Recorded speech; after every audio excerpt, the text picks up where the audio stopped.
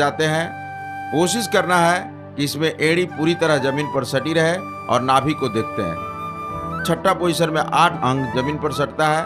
दोनों पैर, दोनों घुटना, छाती, दोनों हाथ, ठोड़ी और ध्यान रखना है कि कमर इसमें नहीं सटे। 7वां पोजीशन पूर्ण भुजंगासन का होता है। सांस भरते ऊपर की तरफ देखते हैं पूरा। फिर से 8वां नंबर में हम दोनों पैरों के एड़ी को आपस में सटाते हैं, नाभि की ओर देखते हैं। 9वां नंबर में बायां पैर को आगे लेके आते हैं और दाहिना पैर को पीछे लेके जाते हैं। 10वां नंबर में फिर से सांस छोड़ते हुए माथा घुटना के साथ सटाते हैं। 11 नंबर में फिर से सांस भरते हुए दोनों हाथों को पीछे की तरफ ले जाते हैं और 12 नंबर में पूर्ववत नमस्कार की स्थिति में आके खड़े हो जाते हैं। इसको कम से कम 3 से 5 बार करना चाहिए। 1, 2, 3, 4, 5, 6, 7, 8, 9, 10, 11 और 12।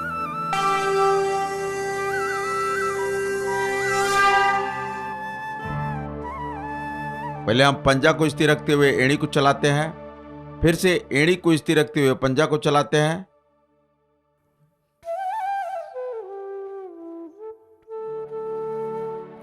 दोनों पैरों को स्थिर रखते हुए घुटना को आगे पीछे करते हैं।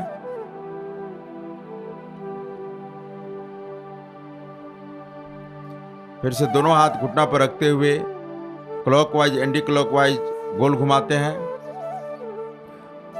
इसके बाद फिर से दोनों हाथ कमर पर रखते हैं और दोनों पैरों के बीच में गैप बनाते हुए कमर से बड़ा शून्य बनाते हैं। क्लॉकवाइज एंटी क्लॉकवाइज दोनों ओर से दोहराते हैं इस क्रिया को। अब गरुड़ासन करते हैं। गरुड़ासन से मूत्र संबंधी विकार और अंडकोश की बैलेंस करने में विशेष लाभ करता है।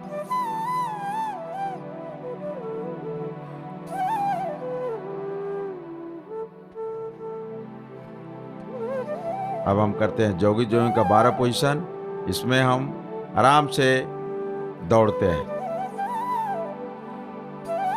दूसरा पोजीशन में एक हाथ और एक पैर उठेगा।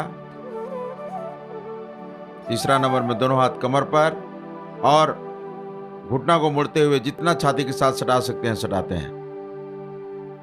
4 नंबर में दोनों हाथ कमर पर रखते हुए घुटना को आगे करते हुए हम बैठने की कोशिश करते हैं। जितना आपके पास समर्थ है उतना बैठते हैं। फिर से दोनों हाथ 5वां नंबर में दोनों हाथ आगे निकालते हैं, दोनों पैरों के बीच में गैप बनाते हैं और सांस भरते हुए एक साइड एक पैर पर बैठने की कोशिश करते हैं।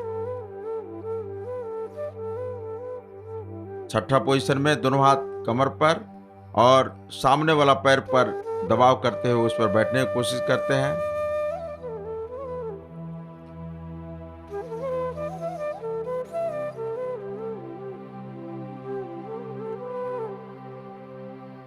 सातवां नंबर में सांस भरते हुए आकाश की तरफ देखते हैं।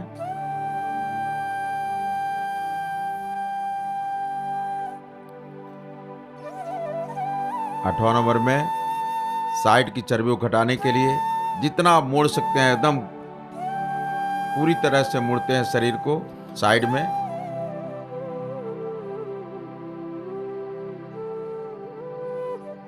अब 9वां नंबर में दाहिना हाथ से बाएं पैर की एड़ी को छूते हैं।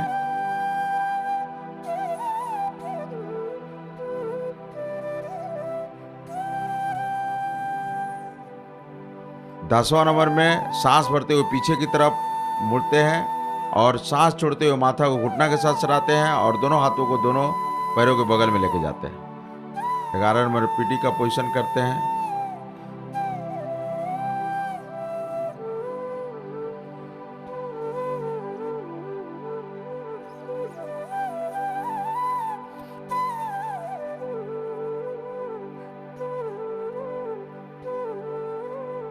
ग्यारह नंबर में स्किडिंग करते हैं। 12 नंबर में दोनों हाथों को सामने में रखकर शरीर को पूरी तरह ट्विस्ट करते हैं, जिससे शरीर में पूरी तरह लचीलापन आ जाए और फ्लेक्सिबिलिटी आ जाए। अब आप पूरी तरह शवासन की स्थिति में लेट जाएं, क्योंकि हम लोग जितने भी आसन प्राणायाम किए हैं उससे एनर्जी लॉस हुआ है, तो एनर्जी को गेन भी करना है। इसलिए दोनों हथेली को आकाश की तरफ रखते हुए शरीर से थोड़ा सा गैप रखें, दोनों पैरों के बीच में 1 से 1.5 फीट का गैप रखें और सांस पर केंद्रित करते हुए 2 से 3 मिनट शव की स्थिति में लेटे रहें। ध्यान रखें कि मैं परमपिता परमेश्वर की गोद में लेटा हुआ हूँ। और अंत में दोनों हथेली को आपस में रगड़कर आंखों के ऊपर गरम गरम हथेलियों से सहलाते हैं। तब हम आंख खोलते हैं।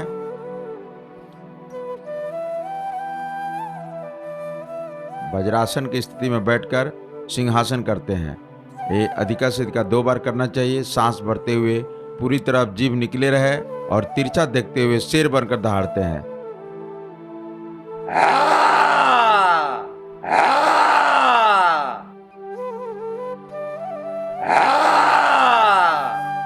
और इससे थायराइड की भी समस्या दूर होती है, गला का प्रॉब्लम दूर होती है, गला की आवाज़ सुरीली होती है। और तब दोनों बार हो जाने के बाद लार को घोटते हुए गला का मालिश करते हैं। आपसे विनती है कि इसे प्रतिदिन अपने जीवन में आत्मसात करें। धन्यवाद। योगा ऐसा जरिया है जिसके ज़रिए से हम सब लोग अपने आप को, अपने शरीर, शारीरिक तौर पे, मानसिक तौर पे और स्पिरिचुअल तौर पे, हर एक तौर पे हम लोग अपने आप को एक कर लेते हैं, जिससे, और योग का मतलब है कि सारी चीज़ें बैलेंस हो जाती हैं। तो जिन लोगों को समय नहीं मिलता है उन लोगों को थोड़े ही समय में योग के अभ्यास से इतना अच्छा अपने आप को रखने का, अपने आप को स्वस्थ रखने का, अपने शरीर को स्वस्थ रखने का और मानसिक तौर पे स्वस्थ रखने का एक आधार है ये।